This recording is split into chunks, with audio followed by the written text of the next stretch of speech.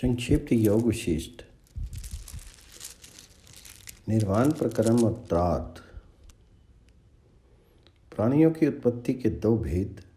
मच्छर के मृग योनि से छूट करके व्याध रूप से उत्पन्न होने पर उसे एक मुनि का ज्ञान उपदेश। उपयुक्त प्रसंग में ही विपश्चित भास ने आकाश से एक विशाल शव के गिरने की कथा सुनाई।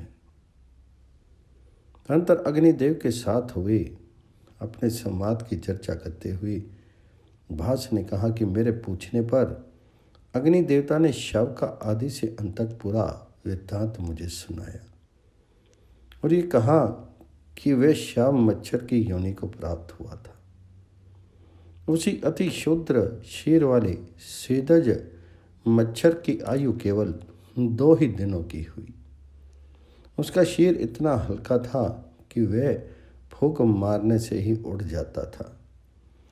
इस बात को सुनकर के श्री रामचंद्र जी के मन में जिज्ञासा उत्पन्न हुई।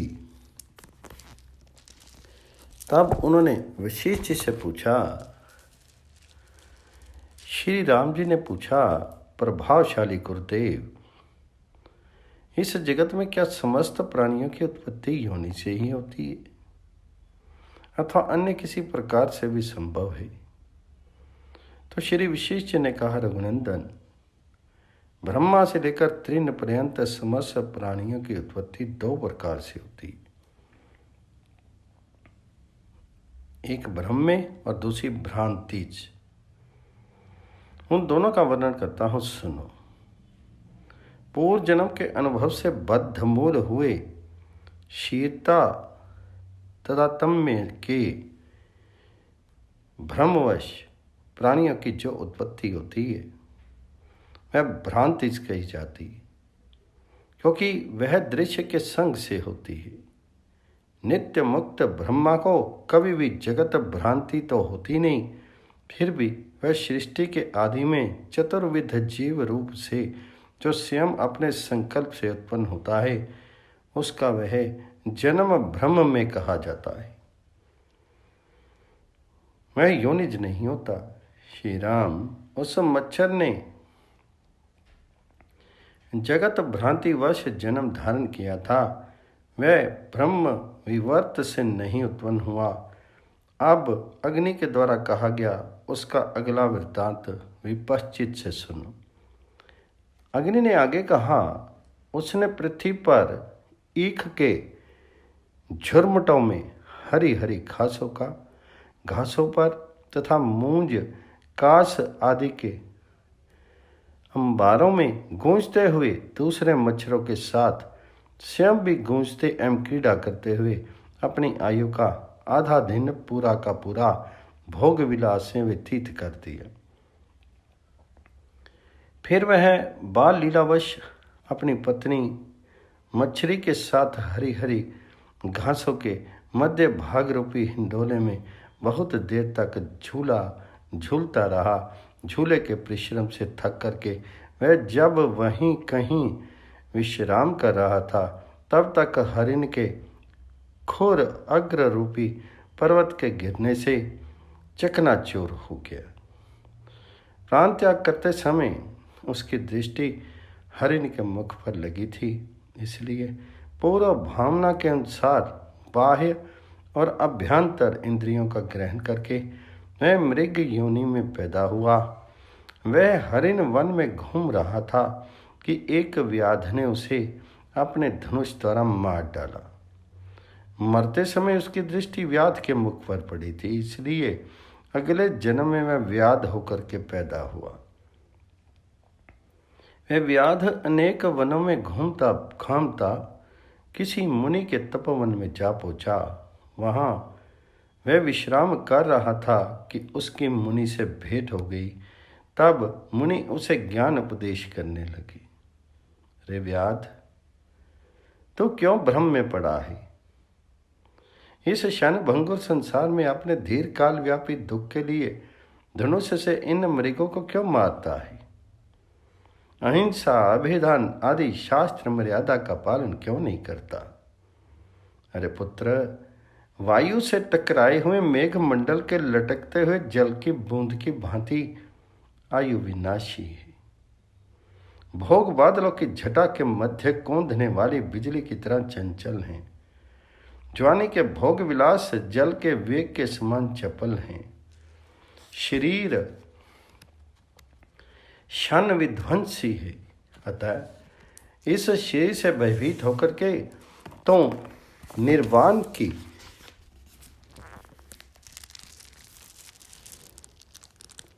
की ही खोज कर। तब व्याध ने पूछा, मुनिराज, यदि ऐसी बात है तो बताइए कि दुख का पूर्णतया विनाश करने के लिए जो कठोर हो और न कोमल हो, ऐसा कौन सा व्यवहार क्रम हो सकता है। तो मुनि ने कहा, व्याध,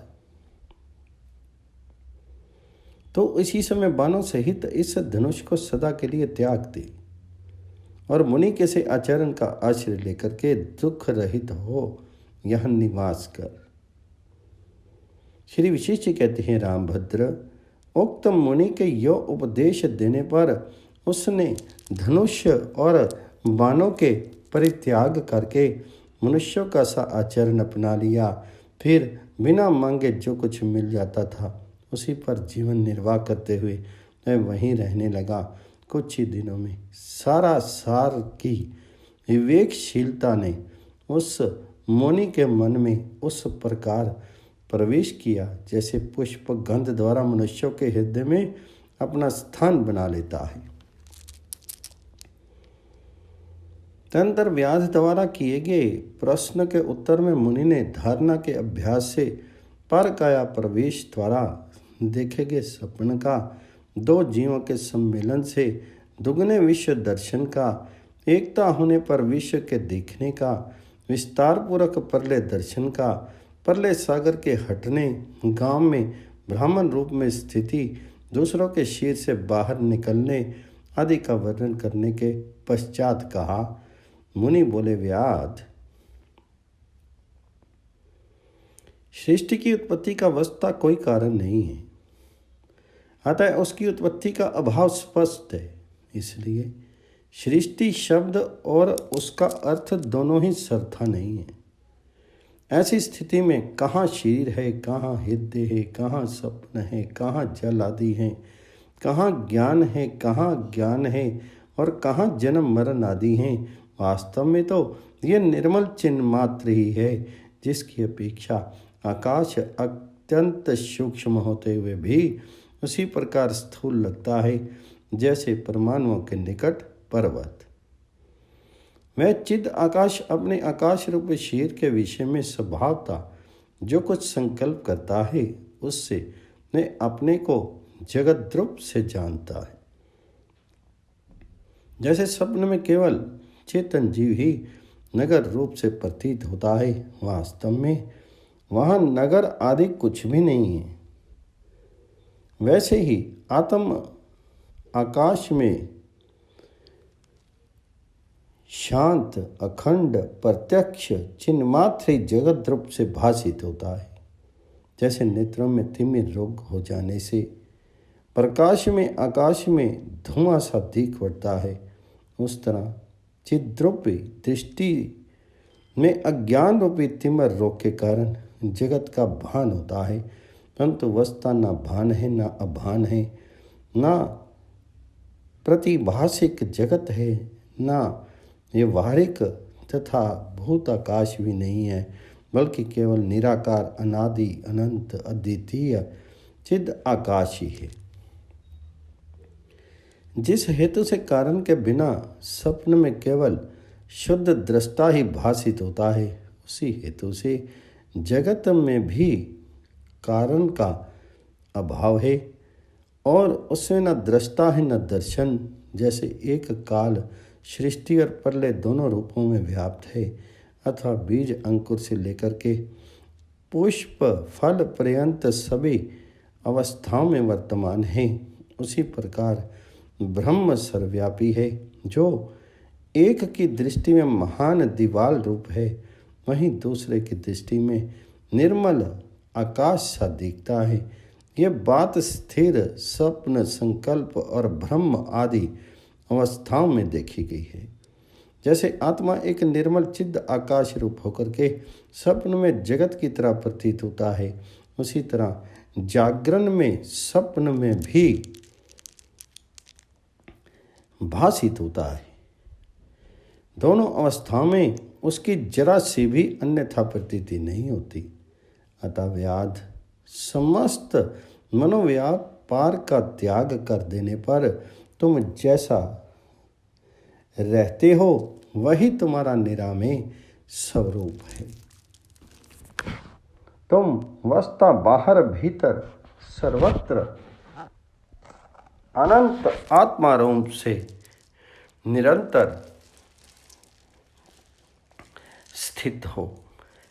ब्रह्मा आदि जो संभव अपने आप उत्पन्न होने वाले हैं वे सृष्टि के आदि में स्वयं ही प्रकट होते हैं, क्योंकि उनके शीर ज्ञान मात्र स्वरूप होते हैं।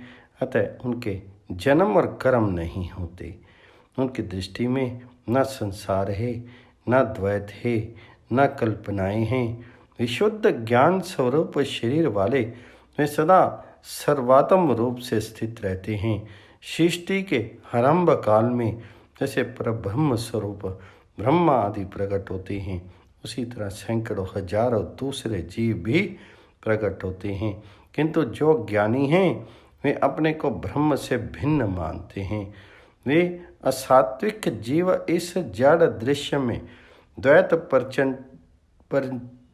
पंच को सत्य समझकर ही पहले मृत्यु को प्राप्त हुए थे। अतः अब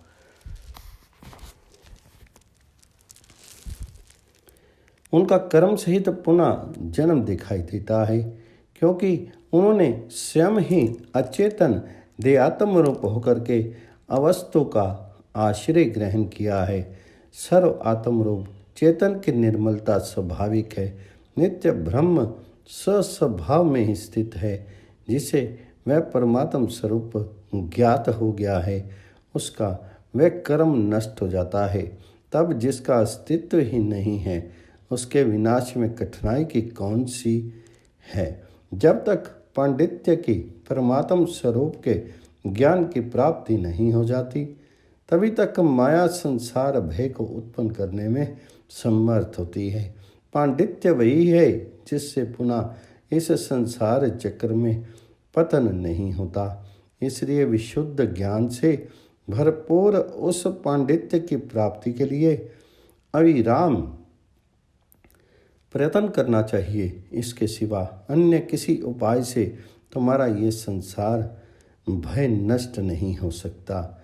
सर्ग 136 से 142 तक। पांडित्य की प्रशंसा चित्त ही जगत है, इसका युक्तिपूर्वक समर्थन। मुनि बोले व्याध जो परम धाम रूपी गंतव्य स्थान के मार्ग के ज्ञाता हैं तथा जिन्हें आत्मज्ञान का पूर्ण बोध है, ऐसे पंडित जिस गति को प्राप्त होते हैं उसके सामने इंद्र का ऐश्वर्य जीर्ण शीर्ण तृण के समान तुच्छ है। मुझे तो पाताल भूतल और स्वर्गलोक में कहीं भी ऐसा सुख अथवा ऐश्वर्य नहीं दिख रहा है जो पांडित्य से बढ़कर हो। जैसे ज्ञान हो जाने से माला में सर्प की भ्रांति तुरंत मिट जाती है, जैसे ही ज्ञानी की दृष्टि में ये अविद्यात्मक दृश्य प्रपंच क्षण मात्र में ब्रह्म रूप में परिणित हो जाता है। ब्रह्म का जो प्रतिभाव है, जो प्रतिभास है, वही ये जगत कहा जाता है। इसी कारण से पृथ्वी आदि पंचभूत कहाँ हैं और इसका कारण कहाँ है, अर्थात जगत की उत्पत्ति में इन कारणों की अपेक्षा नहीं है। जैसे स्वप्न दृष्टा को स्वप्न में दिखने वाले मनुष्यों की स्थिति काल्पनिक है, वास्तविक नहीं है, उसी तरह जागृत स्वरूप स्वप्न में दिखने वाले मनुष्यों की स्थिति भी पूर्व कामना के अनुसार कल्पित यथार्थ नहीं।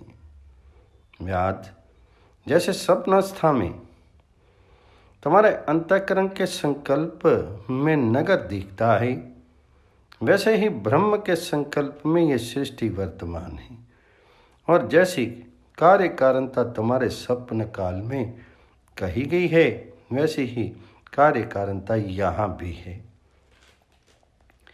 यद्यपि यह संपूर्ण जगत सत्य है, तथापि स्वप्न की तरह इसका अनुभव होता है। यदि जगत नहीं है, यो कहा जाए तो पूर्ण चेतन ही इस रूप में विकसित होता है। जैसे हम लोगों का ये जगत है, वैसे ही आकाश में अन्य प्राणियों के लाखों जगत हैं, परंतु उसकी परस्पर अनुभूति नहीं होती। सरोवर, सागर और कूप में पृथक पृथक निवास करने वाले मेंढकों को अपने अपने निवास स्थान का ही अनुभव रहता है। उन्हें परस्पर एक दूसरे के दृश्य आदि का कुछ भी ज्ञान नहीं रहता। जैसे एक ही घर में सैकड़ों मनुष्यों के सैकड़ों स्वप्न नगर होते हैं, उसी प्रकार आकाश में बहुत से जगत भासित होते हैं, परंतु अज्ञानियों के अनुभव में आने से ही उन आकाशीय जगतों की सत्ता है, और ज्ञानियों के अनुभव का विषय न होने से वे असत्य है। जैसे एक घर में सैकड़ों मनुष्यों के सैकड़ों स्वप्न नगर विकसित होते हैं और नहीं भी होते, उसी तरह आकाश में जगत है और नहीं भी है। ये भवन चिन्ह मात्र में स्थित है। तम अहम आदि रूप जगत भी चिन्ह में है। इस न्याय से उत्पन्न ना होता हुआ भी जगत परमाणु के अंदर तक चला जाता है, अर्थात अत्यंत सूक्ष्म हो जाता है। मैं परमाणु रूप हूँ, अतः समस्त जगत के आकार में स्थित हूँ। इसी कारण मैं सर्वत्र यहाँ तक कि परमाणु के अंदर भी विराजमान हूँ। यह चिद आकाश रूप मैं चिन्ह मात्र परमाणु होकर के जगत द्रुप से जहाँ स्थित रहता हूँ, वहीं तीनों लोकों को देखता हूँ। मेरे अंतरात्मा में तीनों लोकों का जैसा रूप विकसित होता है, वैसा बाहर नहीं होता, क्योंकि कहीं भी किसी ने उसे देखा नहीं है। स्वप्न अथवा जगत में जब जब अथवा जहाँ जहाँ जगत का जो भान होता है, वह बाह्य एवं अभ्यंतर सहित समस्त दृश्य चेतन आत्मा का भान ही है। जब स्वप्न में प्राणी का विस्तृत जगत भासित होता है, तब वह चिद अनुस्वरूप आत्मा का ही भान होता है और वह स्वप्न स्थान रूप से होता है। सर्ग 143-44 समाप्त हुआ। 145 सर्ग में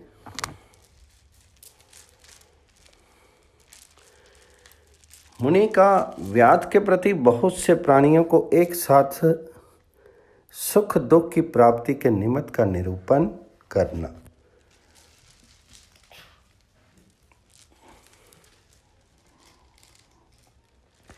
इस प्रकार स्पष्ट सुषुप्ति आदि के भेदों का वर्णन करके मुनि ने पुनः कहा, व्याध, यद्यपि जागृत, स्वप्न, शक्ति एवं तुरीय स्वरूप वाला आत्मा आकार रहित होकर भी सर्वाकार है, कल्पनाओं से शून्य होते हुए भी सृष्टि रूपी शीत धारण करने वाला है और शून्य रूप दृश्यात्मक चित्त शीत से शून्य आकाश को व्याप्त करके स्थित है। तथापि ये आकाशात्मक चिन्ह मात्र अपने शुद्ध चिद्ध आकाश स्वरूप से कभी भी तनिक भी भिन्न नहीं है। आकाश, वायु, अग्नि, जल, पृथ्वी, लोकांतर और मेघ आदि भौतिक पदार्थों सहित ये दृश्य जगत सृष्टि आदि में भी कारण का अनुभव न होने से केवल चिदात्मक ही है। वास्तव में ये नाम रूप से रहित और बोध स्वरूप ही है, क्योंकि अंतोतगत्वा मनोलय हो जाने पर ये सारा का सारा शुद्ध ज्ञान स्वरूप ब्रह्म ही रह जाता है, कोई अन्य वस्तु नहीं। व्याध ने पूछा, मुने, परले आदि सैकड़ों महावृत्तांतों से जिसकी अनेकों सृष्टियाँ समाप्त हो चुकी हैं, ऐसे आपका उन उन लोकों में कैसा वृत्तांत घटित हुआ था, उसका रहस्य बताइए। तब मुनि ने कहा, सदाचार की सिरपिहा रखने वाले, साधु स्वभावयात, स्वप्नगत किसी प्राणी के ओज में स्थित होने पर उस प्राणी के हृदय स्थित ओज में जो अपूर्व वृत्तांत घटित हुआ उसे सुनो। उसमें वहाँ मेरा आत्मज्ञान संबंधी सारा चमत्कार विस्मृत हो गया और वर्ष ऋतु रूप काल धीरे धीरे व्यतीत होने लगा। मेरा आत्मचिंतन छूट गया और बुद्धि पुत्र गलत में अनुरक्त हो गई। इस प्रकार उस गृहस्थ आश्रम में रहते मेरे 16 वर्ष बीत गए। तदंतर किसी समय एक सम्मान्य विद्वान मुनि अतिथि रूप से मेरे घर पधारे। वे मननशील तथा अगाध ज्ञान संपन्न थे। उनकी तपस्या बड़ी उग्र थी। मैंने उनका बड़ी भांति आदर सत्कार किया। तात जब वे भोजन करके संतुष्ट होकर आसन पर शयन करने लगे, तब मैंने जनता के सुख दुख के क्रम का विचार करके उनसे यह प्रश्न किया, भगवान, चूँकि आप महाज्ञानी हैं, जगत की सारी गतिविधियाँ आपको विदित हैं, आप में क्रोध तो लेश मात्र भी नहीं दिखता और सुख में आपकी तनिक भी आसक्ति नहीं है। अतः ये बताने की कृपा कीजिए कि जैसे शरद काल में फलार्थी पुरुषों की धन आदि की प्राप्ति होती है, वैसे ही कर्मशील जीवों के अपने शुभ अशुभ कर्मों के फलस्वरूप सुख दुख प्राप्त होते हैं। तो क्या ये सारी प्रजाएं एक साथ ही अशुभ कर्म करती हैं, जिसके फलस्वरूप दुर्भिक्ष आदि सभी दोष इन्हें एक साथ ही प्राप्त होते हैं? यदि दुर्भिक्ष एवं अनावृष्टि आदि उपद्रव सब के लिए एक से ही होते हैं, तो इसका क्या रहस्य है तथा किस किस के दुष्कर्म समान होते हैं? मेरा ये प्रश्न सुन करके वे मुनि मेरी ओर देख करके मुस्कुराए और अमृत प्रवाह की तरह सुंदर एवं प्रशंसनीय वचन बोले। समागत मुनि ने कहा, साधो, ये तो बतलाओ, अंतःकरण के पूर्णता विवेक संपन्न होने पर इस दृश्य का जो सत्य या असत्य रूप कारण है, उसे किससे जानते हो? तुम कौन हो और इस जगत में कहाँ स्थित हो? यूँ अपने आत्मा का पूर्ण रूप से स्मरण करो। मैं कहाँ हूँ, ये दृश्य क्या है, क्या सार है, क्या असार है, ये सब स्वप्न मात्र ही प्रतीत होता है। इसे तुम क्यों नहीं समझते हो? मैं तुम्हारे लिए स्वप्न पुरुष हूँ और तुम मेरे लिए स्वप्न पुरुष के तुल्य हो। ये जगत निराकार, अनिर्वचनीय, अनादि और कल्पना रहित है।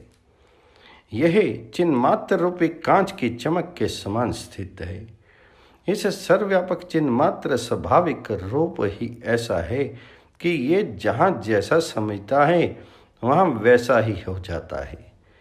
जब ये वस्तुओं की सकारणता की कल्पना करता है,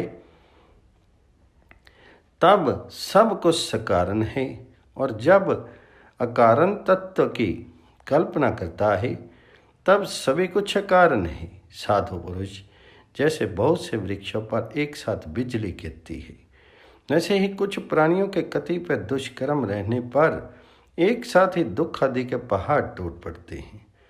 कर्मों की कल्पना से जीवात्मा को अपने कर्मों का फल भोगना पड़ता है, परंतु जब वह कर्मों की कल्पना से उन्मुक्त हो जाता है, तब उसे कर्म फल का भोग नहीं प्राप्त होता।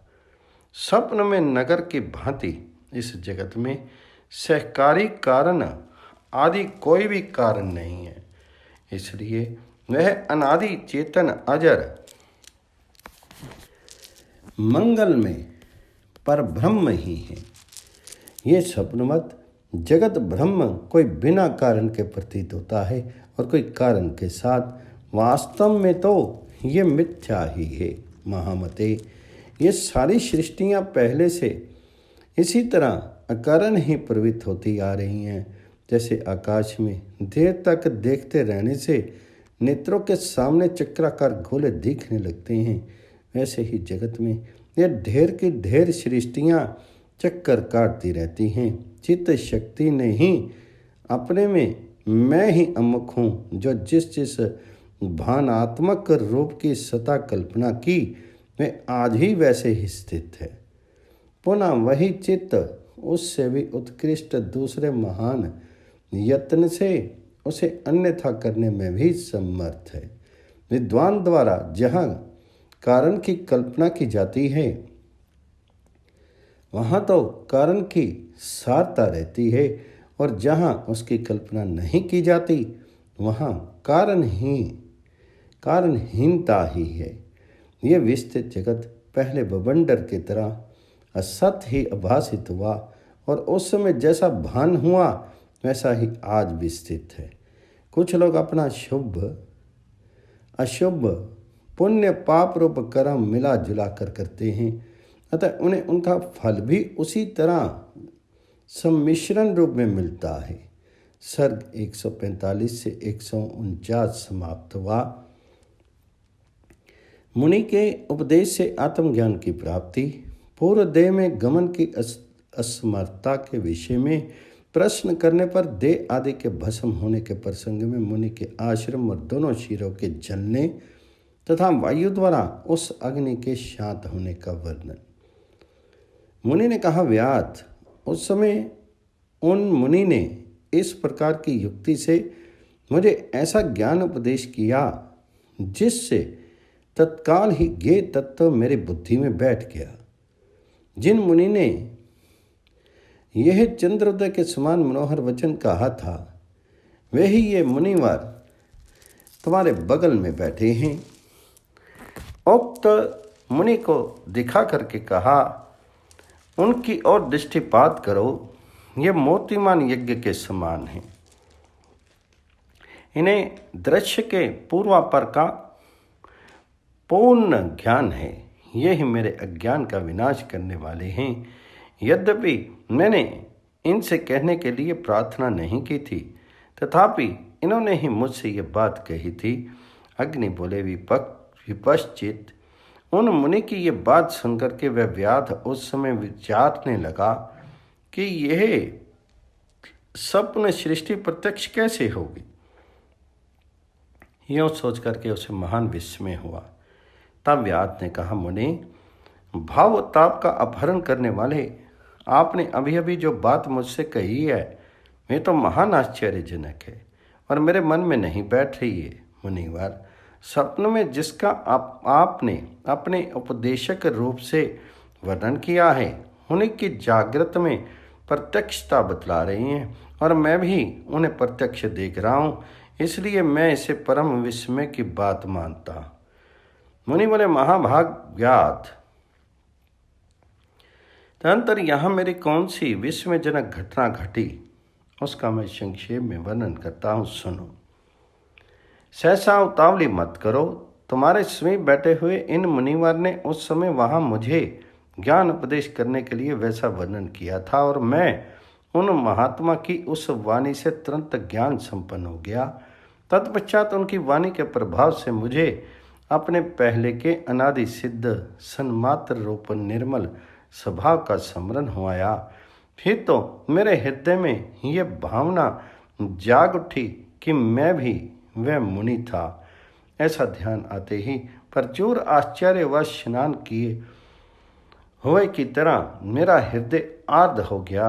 मैं विषय भोगों की आसक्ति से इस अवस्था को प्राप्त हो गया हूँ, ठीक उसी तरह जैसे अज्ञानी पथिक मार्ग के परिश्रम से पीड़ित होकर के जल के लिए मिथ्याभूत मृग तृष्णा के पीछे दौड़ता है।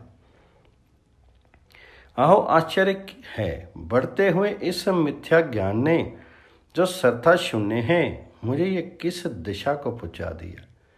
वास्तव में तो न मैं हूँ, न ये स्त्री है, न ये घर है और न ये ब्रह्म ही है। ये सब कुछ मिथ्या है, फिर भी सत्य का प्रतीत होता है। ये महान आश्चर्य है। अच्छा, अब इस विषय में मुझे क्या करना चाहिए? मेरे अंदर बंधन को तोड़ डालने में समर्थ जो ब्रह्म आकार प्रीति रूप अंकुर है, वह भी काट डालने योग्य है। अतः तब तक मैं उसी का परित्याग करता हूँ। यो सोच विचार करके मैंने वहाँ उस मुनि से इस प्रकार कहा, मुनीश्वर, मैं अपने आश्रम स्थित मुनि शरीर का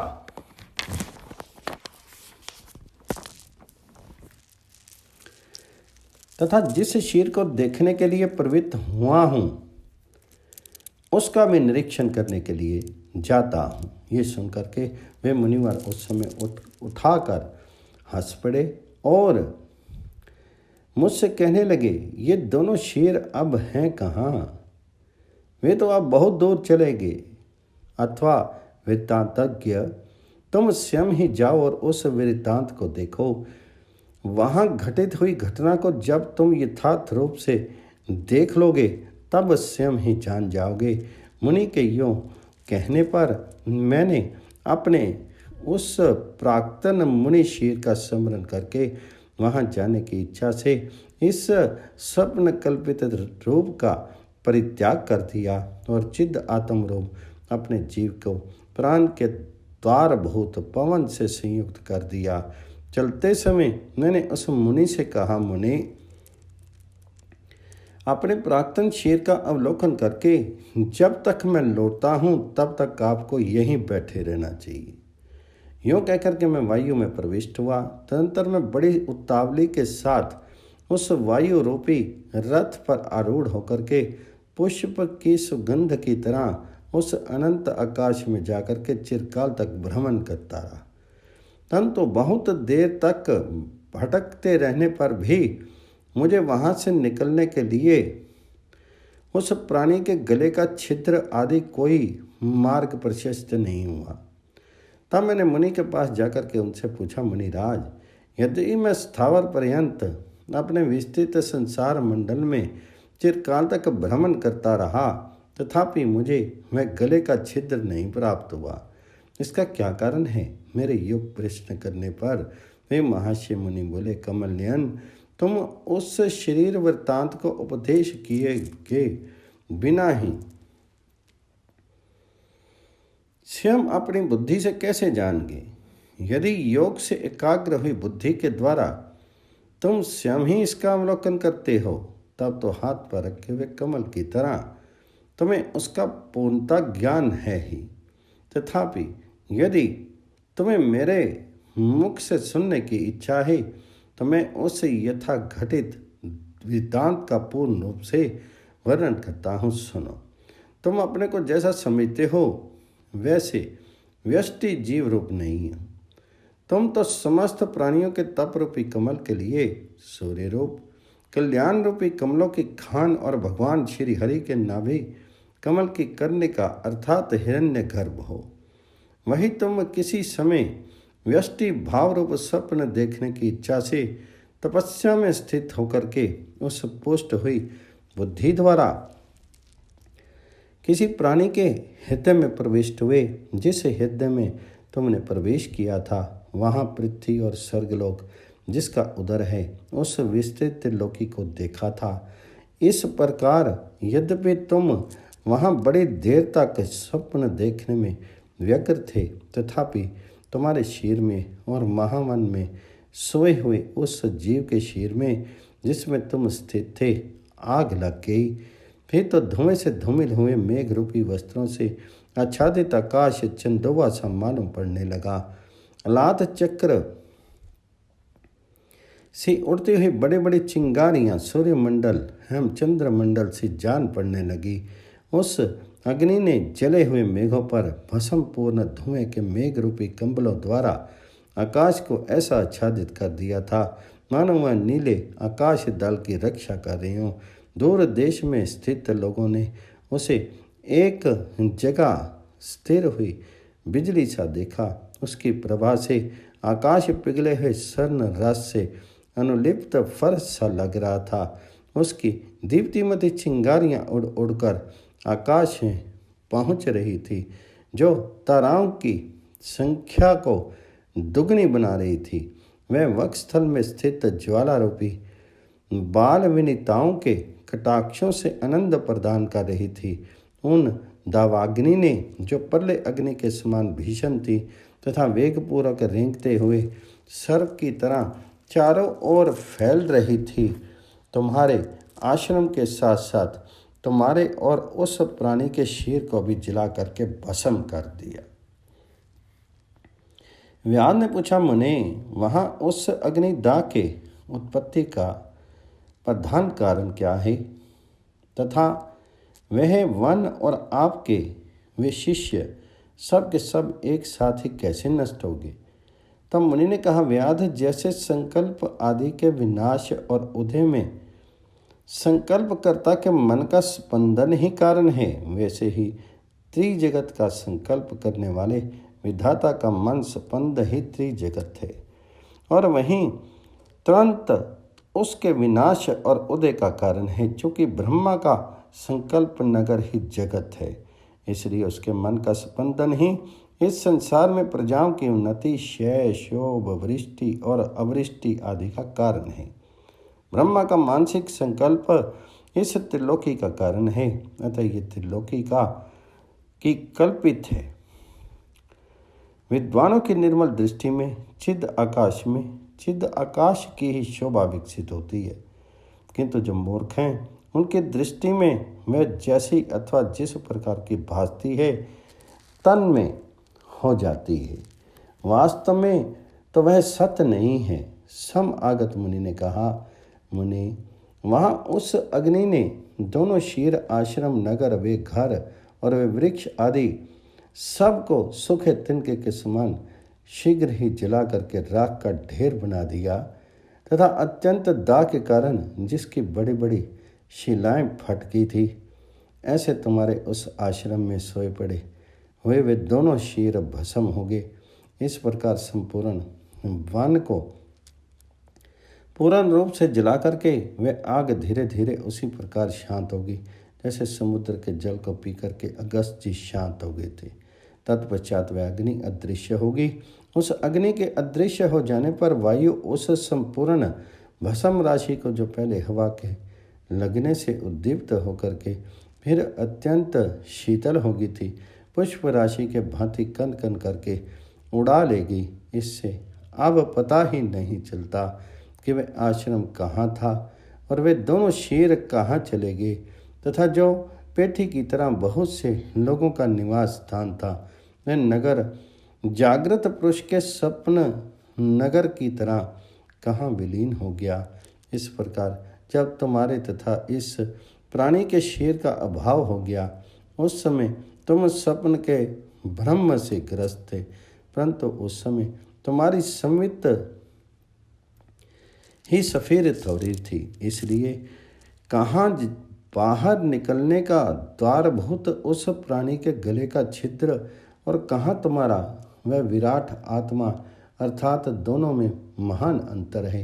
क्योंकि ओज सहित जले हुए उस प्राणी का ओज सहित शरीर भी तो जल गया था मुनि, इसी कारण तुम्हें वे दोनों शीर प्राप्त नहीं हुए हैं।